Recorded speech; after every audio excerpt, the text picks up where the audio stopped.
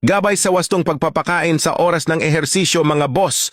Sa mga unang araw ng kanilang ehersisyo, mga boss, mainam na panatilihing hydrated ang katawan ng manok. Hydration.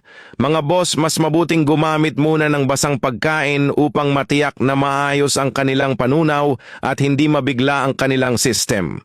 Digestive health. Mga boss, ang malambot na dumi sa simula ay senyales na hindi barado ang kanilang tiyan na nakakatulong upang maiwasan ang panghihina ng katawan habang sila ay nag-a-adjust sa bagong routine.